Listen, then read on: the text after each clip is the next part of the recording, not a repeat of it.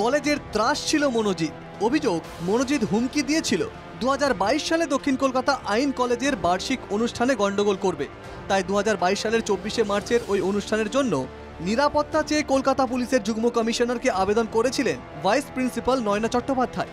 Police সূত্রে জানা গেছে, মনোজিৎ মিশ্রের বিরুদ্ধে অন্তত 11টি ফৌজদারি মামলা চলছে, যার মধ্যে 4টি ছিল শ্লীলতাহানির অভিযোগ।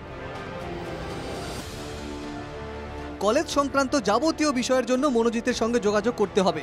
নোটিশ পড়েছিল দক্ষিণ কলকাতা আইন কলেজেও। কর্তৃপক্ষের জারি করা 4টি অফিসিয়াল নোটিশ নিয়ে উঠছে প্রশ্ন।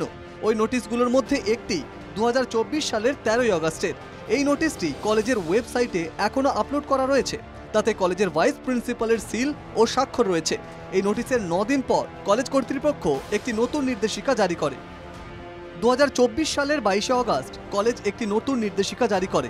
বিকেল 4টের পর কোনো ছাত্রছাত্রী কলেজ ক্যাম্পাসে থাকতে পারবে না। 3:45 মিনিটে পঠন পাঠন শেষের ঘণ্টা বাজবে। বিকেল 4টের পর কলেজে থাকলে ছাত্রছাত্রীদের বিরুদ্ধে কড়া ব্যবস্থা নেওয়া হবে। একই ধরনের নোটিশ 2024 সালের 9 সেপ্টেম্বর ও 14ই নভেম্বরও জারি করা হয়। কলেজের নিজস্ব নিয়ম অনুযায়ী বিকেল 4টের পর ক্যাম্পাস ফাঁকা থাকার কথা। তা সত্ত্বেও 25শে জুনের সন্ধ্যায় মনোজিৎ দুজনকে সঙ্গে নিয়ে কলেজে ঢোকে। কসবা কাণ্ডে এবার নজরে আরেক নিরাপত্তারক্ষীর ফোন। আইন কলেজে মর্নিং শিফটে থাকা নিরাপত্তারক্ষীর ফোন বাজেয়াপ্ত করল তদন্তকারীরা।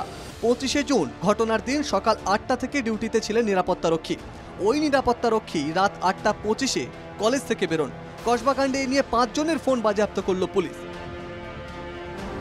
Bureau report, NKTV Bangla.